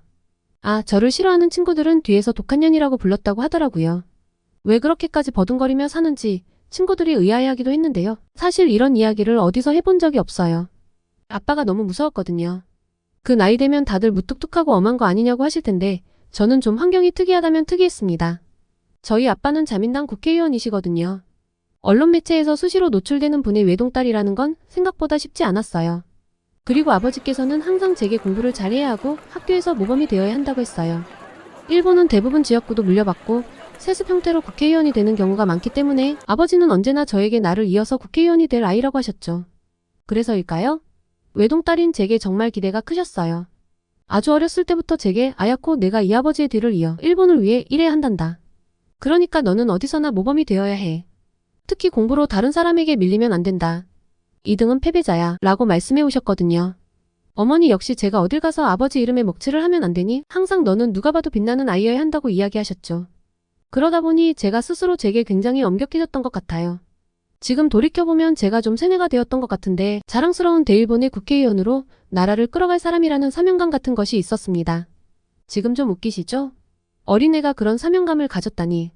그런데 아버지께 하루가 멀다 하고 계속 이런 이야기를 듣다 보니 그런 생각이 저절로 들었던 것 같아요. 이렇게 열심히 살았던 덕에 저는 언제나 아버지께 자랑스러운 우리 딸 열아들 안 부러운 우리 딸이었습니다. 대인관계에서도 부활동에서도 항상 저는 1등이었고 심지어 저는 몸매 관리와 외모 관리까지도 엄청나게 신경을 썼어요. 종종 매체에 저도 같이 사진이 찍힐 때가 있었거든요. 특히 선거철에 유세를 다닐 때면 저도 함께 나가서 인사를 할 때도 있었으니까요. 살도 찌면 안 되고 얼굴도 예뻐야 한다고 해서 어려서부터 피부관리실까지 다녔답니다. 솔직히 좀 답답할 때도 있었어요. 그런데 무서운 아버지가 저를 향해 웃어주시는 그 한순간이 너무 좋아서 그 답답함까지도 즐기게 되었던 것 같아요. 사실 아빠가 좀 무서웠거든요. 밖에서는 너무나 따스하고 웃음 많은 사람이지만 어머니는 종종 아버지께 맞기도 했고 욕설도 많이 들었습니다. 안 보이는 곳만 때려서 사람들은 아무도 몰랐지만요. 아버지 말을 워낙에 잘 들은 탓에 맞은 적은 없어요. 욕도 들은 적 없고요. 대신 아버지가 정한 엄한 기준에 미치지 못하면 벌레 보듯 바라보는 아버지의 눈빛을 받아내야 했죠. 너무 싫었어요. 자민당 의원인 자랑스러운 아버지의 딸이니 아버지의 엄격한 기준을 통과한 국회의원과 어울리는 멋진 딸이 되고 싶었으니까요. 학창시절 내내 엄청난 압박감에 시달리던 전 그래도 대학교를 입학하면서 좀 숨통이 트였습니다. 도쿄대 진학으로 아버지께서는 제게 1차 관문을 통과했다고 하셨거든요. 늘 뭔가 해야 한다고 압박을 주시던 분이었는데 꽤 너그러워지셔서 해외여행도 가고 학교 친구들과 놀러가기도 하고 아르바이트 같은 것을 하며 고생할 필요는 없다며 용돈도 엄청나게 많은 액수로 턱턱 주셨어요. 제가 다니는 도쿄대는 본 전공 공부가 본격적으로 시작되는 건 2학년 가을 학기부터이니 이때까지는 좋은 집안 출신 친구들과 관계를 맺으라고 하셨죠. 아버지의 기준을 통과하기 위한 처절한 학창시절을 벗어난 해방감은 엄청났습니다. 다시 태어난 것 같았어요. 사실 1학년 때에는 친구들을 사귀고 여행을 다니느라 어떻게 흘러갔는지 기억도 잘 안 날 정도였으니까요.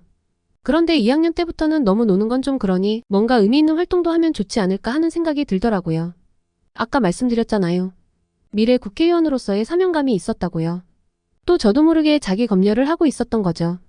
너무 생각 없이 시간을 흘러보냈나 싶어 괜찮은 학내 활동을 찾아보던 중 제 눈에 들어온 것이 있었습니다. 도쿄대로 유학을 오거나 교환학생을 온 외국인들을 위해 학교 가이드를 해주고 일본 생활에 적응할 수 있도록 도움을 줄 학내 봉사자를 모집하고 있더라고요. 해외여행을 가서 관광을 하며 만나본 외국인들은 있지만 외국 사람들과 제대로 관계를 맺어본 적은 없는 터라 재미있을 것 같기도 하고 또 외국 친구를 사귀는 것도 의미 있을 것 같아 신청하게 되었습니다. 그리고 며칠 후 저와 1대1로 한 학생이 매칭되었습니다. 민준이라는 이름의 한국 남학생이었어요. 서울대를 다니는 학생인데 교환학생으로 도쿄대에 왔다고 했습니다. 내심 한국인이 매칭되기를 바라고 있던 터라 정말 기뻤습니다. 왜 한국인 매칭을 바랬냐고요? 제가 작년부터 한국 드라마에 푹 빠져 있었거든요. 제 친구들 중에서는 한국어를 공부하는 친구들도 꽤 많고 한국 여행을 여러 번 다녀온 적이 있는 친구들도 있어서 그 영향을 좀 받았던 것 같아요. 그리고 제가 얼굴, 몸매 관리에 엄청 신경 썼다고 했잖아요. 일본에서는 피부 관리실에서 다 한국 제품을 쓰거든요. 피부가 워낙 좋으니까 한국 화장품이 엄청 팔리고 고가의 피부 관리실은 다들 한국 제품을 씁니다. 그래서 저도 한국 화장품은 꽤 써봤어요. 그리고 사실 한류가 일본에서 엄청나게 인기가 좋아서 요새 일본에서 인기가 없는 한국 컨텐츠 찾기는 영 힘들죠. 다들 한국 친구도 사귀고 싶어 하고요. 특히 드라마는 한국 드라마가 일본 드라마보다 훨씬 재미있더라고요. 유치하지도 않고 뻔하지도 않고 남녀 주인공들의 용모도 일본 배우들보다 훨씬 뛰어나서 주말이면 넷플릭스를 달고 살고 있습니다. 어느 정도 더듬더듬 한국어 몇 마디는 할 수 있는 정도라 제 한국어를 이 한국인이 알아들을까 하는 궁금증도 있어서 좀 설레기도 하더군요. 그런데 이 들뜬 마음이 표가 좀 났나 봐요. 이날 저녁 식사 시간에 아버지가 물어보시는 거예요. 아야코 너 뭐 좋은 일 있니? 아주 유쾌해 보이네. 아버지가 워낙 바쁘셔서 집에서 함께 식사를 하는 일은 잘 없고 저도 대학교에 들어간 뒤로는 밖에서 사 먹고 들어오는 일이 잦아 이렇게 마주보고 이야기하는 게 오래간만이기도 해서 그간 학교 생활을 어떻게 했는지 이야기를 하며 외국 학생을 위한 학내 봉사활동에 지원한 이야기도 함께 했습니다. 한국 학생이 매칭된 이야기를 하는데 아버지 얼굴이 서서히 굳어가더라고요. 어느 순간 학교 생활에 대한 이야기가 아니라 진땀을 흘리며 이 봉사활동을 제가 왜 지원했는지 자기 변명을 하고 있었습니다. 도쿄대는 교환학생으로 오는 학생들도 자기 나라의 최고 명문대 학생들만 오니까 세계 각국의 리더가 될 친구들을 만나고 싶어 신청했고 배정은 학교 사무국에서 랜덤으로 배정하는 것이라 내가 한국을 선택한 것이 아니라면서요. 아버지는 말없이 듣기만 하셨고 이날 저녁 식사는 아주 최악이었습니다. 차갑게 굳어버린 아버지의 얼굴을 보며 밥을 먹는 건 아주 고역이었어요. 토할 것 같았는데 밥을 먹지 않고 일어서면 버릇이 없다고 불호령이 떨어질 것이 뻔해 꾸역꾸역 쓴 약을 먹듯 밥알을 삼켰습니다. 결국 이날 저녁 체에서 대굴대굴 구르느라 한숨도 못 잤어요. 다음날 아침 아버지께서 나가시기 전 저를 찾으셨습니다. 아야코, 학교 사무국에서 랜덤으로 배정했다는 그 말이 거짓말은 아닐 테니 그 학내 봉사활동도 잘해라. 하지만 언제 어디서나 너는 다른 사람들과는 다른 모습을 보여야 한다는 거 알지? 너는 아빠의 뒤를 이어 일본을 이끌어 나갈 사람이야. 일본의 한류니 뭐니 하면서 한국 문화가 인기를 얻고 있고 생각 없는 애들은 깍깍거리며 쫓아다니고 있지. 아주 한심하기 짝이 없는 현상이야. 그렇게 바보같이 유행에 휩쓸린다고 해도 너는 줏대 있게 일본의 문화를 더 알리고 지켜낼 수 있는 사람이어야 한다. 당연히 그럴 거라고 생각해. 그렇지? 누가 목을 조르는 느낌이었습니다. 한동안 듣지 않고 살았던 이야기를 또 들으니 머리가 지끈거리더라고요. 아버지께 걱정하지 마시라고 했어요. 한국 학생에게도 일본인으로서 자긍심과 자부심을 가지고 일본의 좋은 면을 잘 안내해주겠다고 했죠. 그제서야 아버지는 만족스럽게 제게 웃어주셨습니다. 아버지가 나가시고 거울을 보니 얼굴 꼬리말이 아니더라고요. 그 한국 학생과 첫 만남인데 이런 몰골이라니. 다른 때보다 신경을 좀 더 썼습니다. 그래도 피곤한 기색이 가려지지 않아 마음에 들진 않았지만요. 기분이 정말 최악이었어요. 수업이 끝나고 만나기로 한 장소에 가보니 한국 남학생이 먼저 와서 기다리고 있더라고요. 그런데 정말 깜짝 놀랐습니다. 저보다 머리가 두세 개는 더 있더라고요. 이제까지 제가 본 남자들 중 제일 큰 남자였어요. 그리고 피부도 너무너무 좋더라고요. 자세히 보니 피부에 뭔가 한 것 같진 않은데 화장을 한 저보다 피부가 좋아 보여 좀 머쓱해졌습니다. 속으로 감탄을 하고 있는데 민준이가 먼저 잘 부탁한다며 친근하게 말을 걸더군요. 꽤 유창한 일본어에 최악이었던 기분이 어느샌가 스르르 풀리는 느낌이었습니다. 원래 오늘 가서 이 봉사활동 못한다고 할까 하려고 했는데 그런 생각이 쏙 들어갔죠. 민준이와 함께 진행한 일본 가이드는 매 순간이 설렘의 연속이었습니다. 드라마에서 본 한국 남자들이 환상이 아니라 다들 이렇게 친절하고 매너가 좋은 거구나 싶더라고요. 무엇보다 놀라운 건 민준이의 깔끔함이었습니다. 사실 일본 남자들 중에 이렇게 깔끔하고 보송보송한 상태로 다니는 사람들은 몇 없거든요. 양치도 자주 하지 않아서 입냄새가 나는 사람들이 많아요. 그런데 민준이는 밥을 먹으면 꼭 양치를 해서 입냄새가 안 나는 건 물론 치열도 아주 고르고 예뻤습니다. 게다가 늘 은은한 향수향이 풍겼죠. 게다가 그 딱 벌어진 어깨라니. 일본 남자애들은 다들 왜소한 편인데 민준이는 어깨가 넓어서 제 어깨의 3배 넓이는 되는 것 같았어요. 그래서인지 흰 티 하나만 걸쳐도 멋있더라고요. 여느 일본인과는 다른 모습에 어느 순간부터 민준이와 만나는 날이면 옷을 심혈을 기울여 고르고 화장도 신경 써서 하게 되더라고요. 그리고 만나기 전날부터 두근두근한 마음으로 잠을 잘 못 이루고 있는 절 발견했습니다. 아버지 표현을 빌려 한국 문화를 깍깍거리고 좋아하는 한심한 요새 애들이 제가 되어버렸습니다. 솔직히 제가 본 민준이는 일본인들보다 훨씬 매력적이고 좋은 사람이었어요. 게다가 제가 집에 잘 들어갔는지 항상 라인을 보내주고 오늘 고마웠다며 자상하게 남겨주는 메시지는 제 마음을 흔들기 충분했습니다. 한국인들이 이런 매력을 가지고 있으니 한류가 일본에서 유행을 하는 것이 납득이 가고도 남았죠. 만나고 온 날이면 그날 어떤 대화를 했고 어떻게 웃어줬고 어떤 향기가 났는지 하나하나 생각하느라 잠을 설친 적이 한두 번이 아니에요. 그런데 민준이의 매력을 저만 알아본 건 아니었습니다. 알고 보니 주변에서 인기가 꽤 좋더라고요. 친구들이 제게 그 한국 남자애 애인이 있냐고 물어봐달라고 하는 경우도 많았고 너는 민준이 라인 연락처를 알고 있으니 좀 달라고 하는 경우가 빈번해졌습니다. 어떤 친구들은 저보고 민준이를 만날 때 자기도 데려가 달라고 하고요. 슬슬 화가 나기 시작했습니다. 화가 났냐고요? 민준이 태도가 좀 별로였거든요. 이런 인기를 즐기는 것 마냥 모든 사람들에게 친절했어요. 누가 이야기를 하든 항상 웃으며 대해주고 무거운 가방을 들고 가는 학생들이 있으면 달려가 가방도 들어주니 안 넘어갈 여자가 있나요? 전 민준이에게 저도 모르게 짜증을 내고야 말았습니다. 그 친절과 웃음이 자상한 말들이 나에게만 향하지 않고 모두에게 다 베풀어준다는 것이 미치게 싫었습니다. 제가 이렇게 질투심이 많은 사람인 줄은 몰랐어요. 여느 때와 다른 모습에 대체 왜 그러냐고 하더라고요. 민준이는 나에게 관심이 없구나. 나를 좋아했으면 내 이런 모습을 보고 눈치를 채야 정상일 텐데. 하늘이 무너지는 느낌이었습니다. 이렇게 감정이 잘 정리되지 않는 제 자신도 싫었어요. 몸이 안 좋다는 핑계를 대고 먼저 들어가겠다고 했는데 민준이가 너무 곤란해하는 거예요. 의아해서 바라보는데 혼자 중얼거리더라고요. 늘 봐오던 자신감 넘치는 민준이의 모습이 아니라 이상해서 바라보는데 많이 아프냐고 다시 물어보더라고요. 사실 오늘 꼭 하고 싶은 말이 있는데 너가 아플 줄 몰랐다고요. 내게 할 말이라니? 바보같이 실망한 와중에도 좀 궁금하더라고요. 그래서 이제 좀 괜찮아졌다고 대강 얼버무리고 민준이를 따라 이동을 했습니다. 제가 가보고 싶다고 했던 식당을 예약해서 들어갔는데 놀라서 주저앉아버렸습니다. 제게 고백을 하는 이벤트를 준비해놨더라고요. 이게 뭐야? 언제 이런 걸 다 준비했어? 사실 그동안 계속 언제 이 이야기를 하면 좋을까 고민을 했는데 너의 마음이 어떤지 내가 알 수가 없어서 망설였어. 그런데 내가 일본에 평생 머무를 수는 없고 후회하지 않으려면 내가 고백을 해야 할 것 같아. 내가 많이 좋아해, 아야코? 제 귀를 의심했습니다. 대답을 하고 싶은데 도저히 목소리가 나오지 않더라고요. 더 이상 무슨 말을 해야 할지 생각이 안 났어요. 그대로 심장이 터져버릴 것 같은 느낌이랄까요? 내가 좋아하는 사람이 나를 좋아한다니 태어나 처음 겪는 이 감정에 말이 제대로 나오지 않아 그대로 굳어버렸는데 민준이가 저를 따스하게 안아줬습니다. 넓은 어깨에 안겨있으니 세상을 다 가진 것 같았죠. 그렇게 저희는 연인으로서의 첫 발을 내딛었습니다. 민준이와의 하루하루는 정말 행복하고 즐거웠어요. 다른 여학생들의 시기 질투도 오히려 유쾌했고요. 이렇게 자상하고 멋진 사람이 내 첫 남자친구라니 하루하루 구름 위를 걷는 것만 같았죠. 그러던 어느 날 제게 생각하지도 못한 큰 사건이 닥쳤습니다. 바로 류에이 때문이었어요.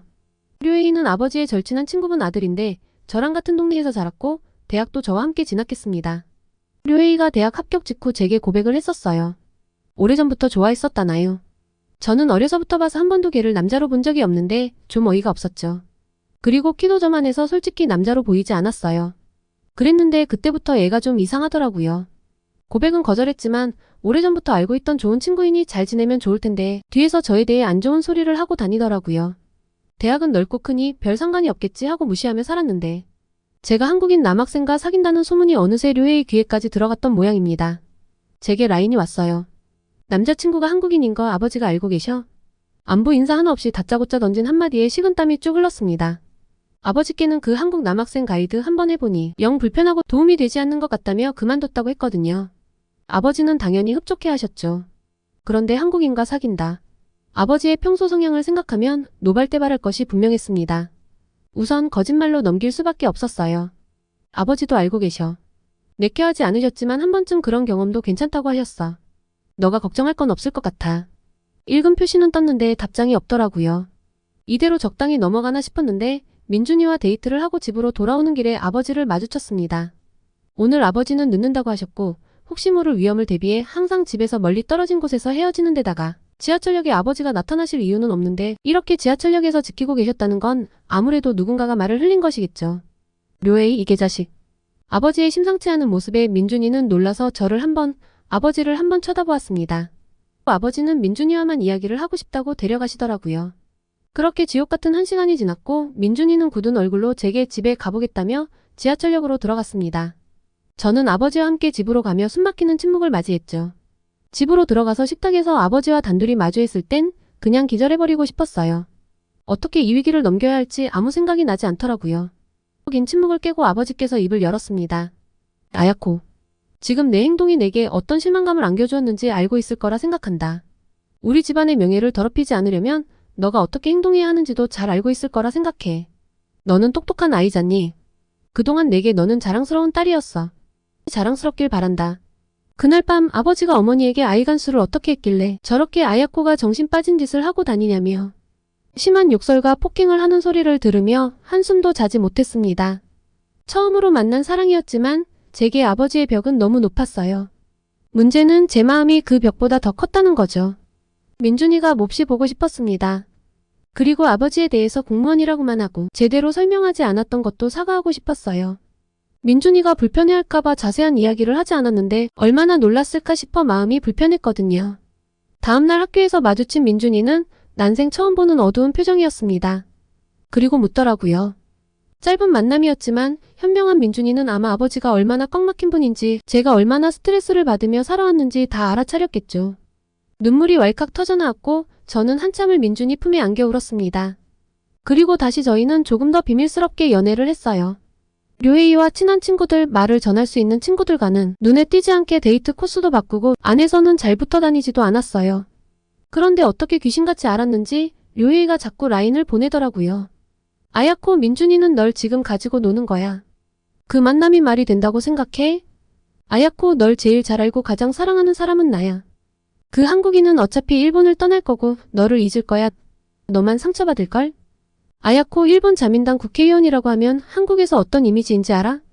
걔가 한국 친구들과 일본에 대해서 뭐라고 말하고 다니는지 알면 너 민준이 다시는 못 만날 거야. 얘는 정말 미쳤나봐 하고 오는 메시지를 무시했는데 맨 마지막은 마음에 걸렸습니다. 한국 친구들과 일본에 대해서 이야기를 하고 다닌다고? 그러고 보니 민준이는 일본에 유학을 온 한국 친구들과 함께 모임도 종종 가졌어요.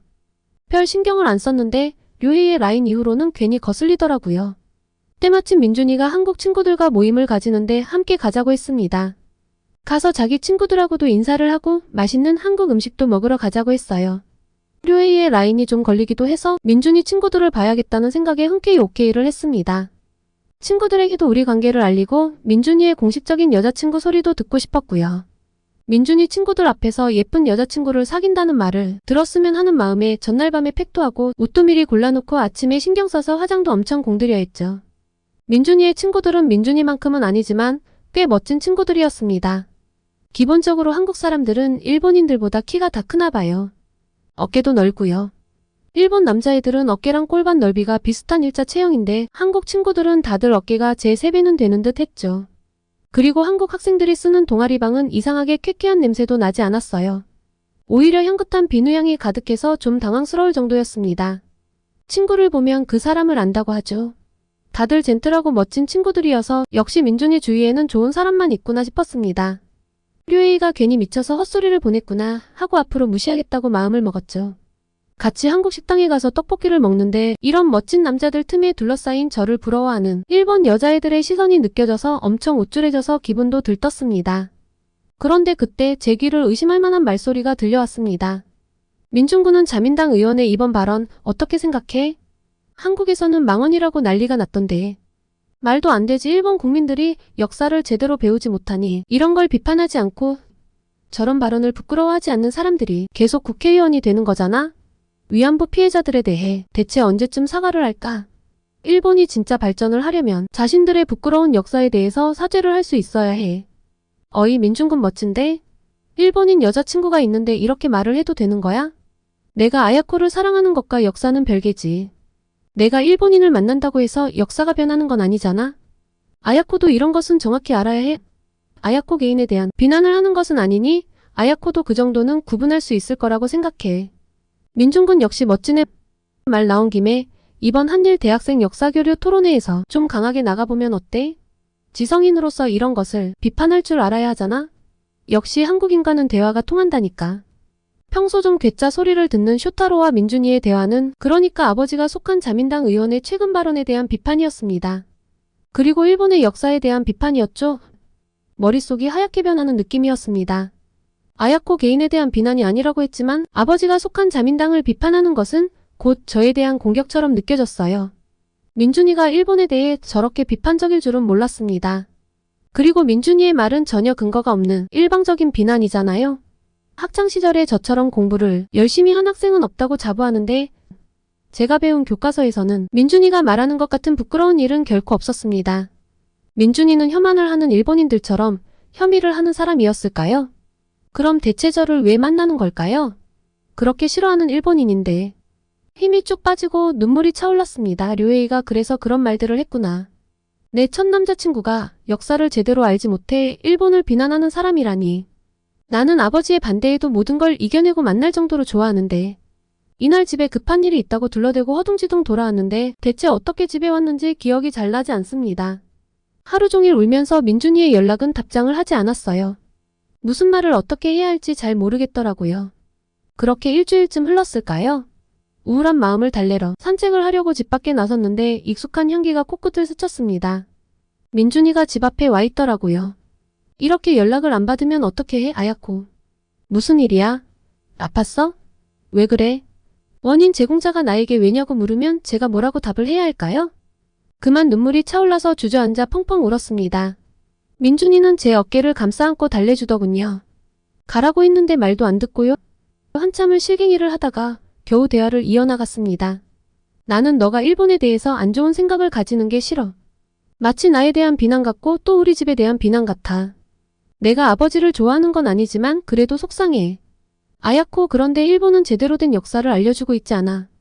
역사를 제대로 알아야 두 나라의 관계 회복도 비로소 할 수 있지. 한쪽이 일방적인 피해자였고 한쪽은 일방적인 가해자였어. 나는 무지성으로 비난하는 게 아니라 짚고 넘어갈 것, 사과할 것은 제대로 밝혀야 한다는 거야. 그게 지식인으로서의 역할이라고 생각하고 특히 너처럼 장래 국회의원이 될 사람이라면 더욱이 역사를 제대로 알아야 한다고 생각해. 난 정말 모르겠어. 민준아, 위안부 강제동원이라니 들어본 적 없는 이야기야. 일본이 아무리 악랄했다고 해도 사람에게 그런 일을 벌였다는 게 말이 돼? 강제징용도 그렇고 그게 사실이라면 너무 잔인하잖아? 일본인들이 그렇게 잔인하지 않아. 잘못 알고 있는 거야, 민준아. 처음으로 저를 향한 민준이의 얼굴에 그림자가 보였습니다. 작게 한숨을 내쉬더라고요. 제 머리를 한참 쓰다듬던 민준이는 착 가라앉은 목소리로 제게 이야기했습니다. 오늘은 이쯤에서 일어나야겠다. 아무래도 이런 역사적 문제에 대한 입장 차이는 좁히기가 어렵네. 그렇다고 외면할 수는 없는 문제이고. 너가 진실을 알면 좋을 텐데 가능할까? 처음으로 느껴진 어색한 공기에 어떻게 해야 할지를 모르겠더라고요. 이후로 민준이는 학교에서 도통 마주칠 수 없었고 라인은 오지 않았습니다. 뒤에서 애들은 헤어졌네, 누가 찾네 하면서 수군대는 이야기로 시끄러웠어요. 그렇게 2주가량이 지나며 민준이와 제 관계에 대한 관심이 사그러들 무렵 쇼타로가 저를 찾아왔습니다.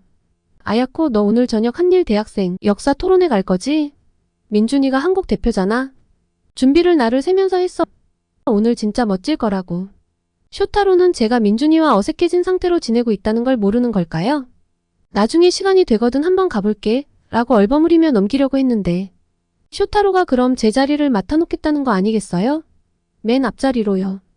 꼭 오라며 신신당부를 하더니 오고 있냐며 라인을 하도 보내놓는 통에 저는 어쩔 수 없이 토론회장으로 발걸음을 옮겼습니다. 거울을 슬쩍 보니 마음고생한 것이 티가 나는 초췌한 모습이라 이 꼴로 가도 되나 싶더라고요. 화장을 고치고 토론회가 열리는 강당으로 향했죠. 세상에나 민준이는 여전히 빛나는 얼굴이더라고요. 맘고생은 나만 한 건가 싶어 억울하기도 하고 한편으로는 잘 지내고 있다는 사실이 반갑기도 했습니다. 문제는 이날 토론회의 분위기였어요. 이 토론회의 후원사가 산케이 신문이라 산케이 쪽과 같은 극우 성향의 발표자들이 일본 대표로 참여했거든요. 처음에는 공동의 발전을 논의하자며 화기애애하게 시작했던 토론회였는데 일본 쪽 대표의 발표가 끝나자 분위기가 묘해졌어요. 다음 차례로 올라온 한국인 발표자의 목소리가 슬슬 올라가는 것이 느껴졌죠. 게다가 사회를 맡은 일본 교수님은 일본인인 제가 보기에도 티가 나게 일본인들의 편을 들어주고 있었습니다. 민준이를 비롯한 한국 쪽 토론자들은 얼굴이 굳어가고 있더라고요. 이 불편한 분위기가 정말 못 견디게 싫었습니다. 어차피 지나간 일인데 그냥 적당히 웃으며 살면 안 되나? 설령 양국이 해석한 역사가 좀 다르다 해도 굳이 지나간 일을 들춰야 하나? 적당히 덮고 지금은 가까운 나라이니 협력해서 살면 되는 거 아닐까? 온갖 생각으로 머리가 복잡했는데 민준이가 단상으로 올라왔습니다. 지금 다들 감정적으로 진행되려는 것 같아요. 이런 건 좋은 토론이 아니죠. 우선 토론회가 잘 진행되기 위해서 사회자인 교수님이 발언 기회와 시간을 동등하게 양측에 주셨으면 좋겠어요. 국적을 떠나 토론회니까 사회자로서 중립을 지켜주셨으면 좋겠습니다. 학과장님께 저렇게 말을 하다니 일본에서는 부당해도 좀 참고 지나가는 경향이 있는데 대놓고 이야기를 하는 민준이의 모습에 장내가 살짝 소란해졌습니다. 그런데 민준이의 발표가 시작하고 나서는 장내가 찬물을 끼얹은 것 마냥 조용해졌죠. 여러분, 오늘 제가 이야기하고자 하는 것은 일본군 위안부 문제입니다. 많은 분들이 이 문제를 위안부라는 명칭 자체가 잘못되었다고 말씀하시죠. 저는 일본군에 의해 강제동원된 성노예 피해자라고 정의해야 한다고 생각합니다. 민준이의 목소리는 좌중을 압도했어요. 저는 숨을 죽이며 민준이의 발언에 집중했죠. 1991년 김학순 할머니가 처음으로 위안부 피해 사실을 공개 증언하셨습니다. 이후 90여 명의 피해자분들이 명백한 증언을 해주셨죠. 하지만 안타깝게도 일본 정부는 아직도 법적 책임을 인정하지 않고 있습니다. 역사의 진실을 외면하고 있는 거죠. 증언집과 자료들을 제시하며 논리적으로 설명을 이어가는 민준이의 모습은 너무나 당당했습니다. 하지만 토론회장의 열기는 곧 냉랭해졌어요. 일본 쪽 대표 몇몇이 민준이의 말을 끊고 반발하기 시작한 거죠. 지켜보고 있던 관중석도 소란해졌습니다. 군이 직접 관여했다는 증거가 없잖아?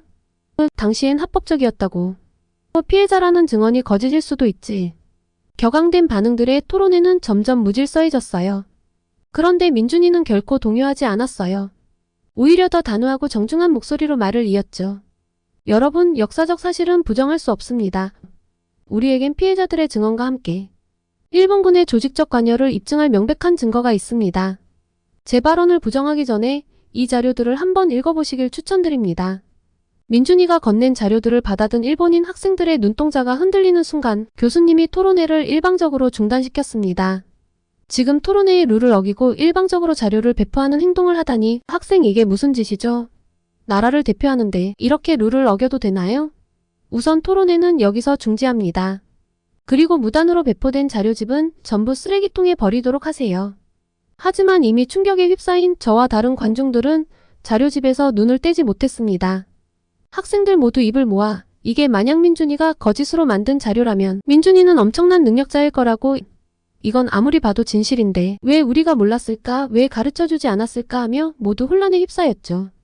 그런데 그 중에서 저만큼 큰 충격을 받은 사람은 없었을 것 같습니다.